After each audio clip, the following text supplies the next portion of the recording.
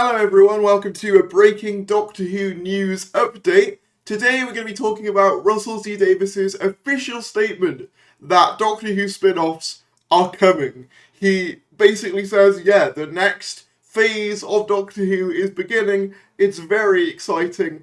Please, if you are watching this isn't going to be a hyper-edited affair because I just want to get this breaking news out there right now. But if you are watching this, feel free to subscribe. We're trying to get to 20,000 subscribers as quickly as possible, so any support would be greatly appreciated on that front. If you like regular Doctor Who news updates, this is the place to be. But with that said, let's get into the video.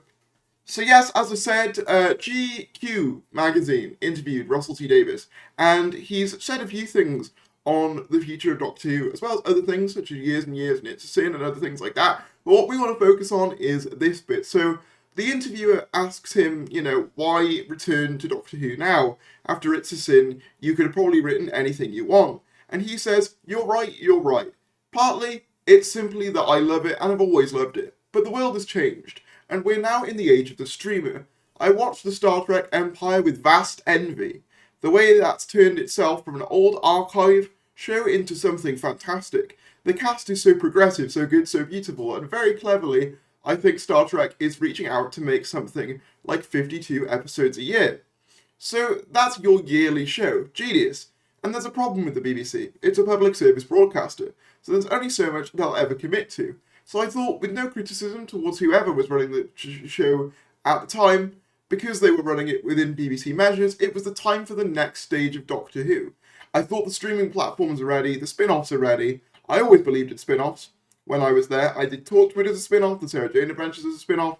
Those spin-offs declined when I left, and I can see why. And I very much left after 2008, where the money became scarce. I think that's fair enough for the public service broadcaster that the money is spent on other things. But now it wasn't my idea. It was the BBC's notion to go with it for a streamer, Disney Plus, to invest in a show worldwide. A statement I completely agree with. We're not on the same level as the Marvel and Star Wars shows. So yeah, he basically confirms, spin-offs are a thing. We're entering the next phase. His wording here, talking about Sarah Jane Adventures and Torchwood, very, very heavily implies, we're getting spin-offs, which is hugely exciting. So the interviewer asks, you're working with millions of dollars, more than you usually would, right? And he said, it is better than it was, yes. I mean, any piece of television costs millions. We're not allowed to talk about the budget.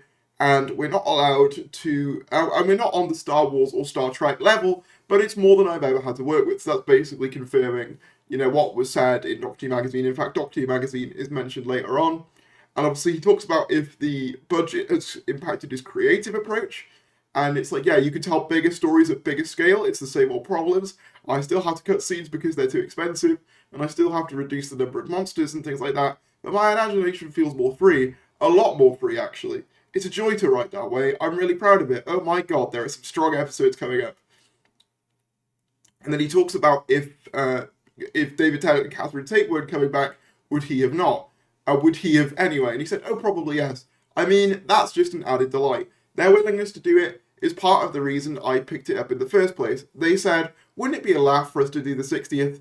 So I went to the BBC, not knowing that they were getting ready to make Doctor Who bigger anyway. So it's like I walked into a trap, laughs. No, everything coincided at the right time. Last night we had Ncuti Gatwa's first read-through.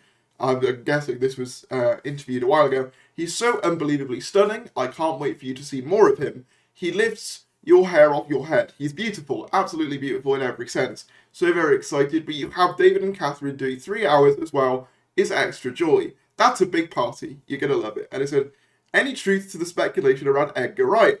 Oh no, was there speculation? Well, there had been some cryptic Instagram posts last year, and fans thought he'd be directing an episode as a result. Yes, please. No, we would have kept that a secret, would we? If he's reading GQ, get him to do it. I love him. So yeah, he wants to get Edgar Wright as well, which is pretty fun. But yeah, that's huge. He basically outright confirms, we want to make Doctor Who bigger, we want to do spin-offs, we want to do all this stuff, and that's just hugely exciting. The doors have been blown wide open, which is massively exciting.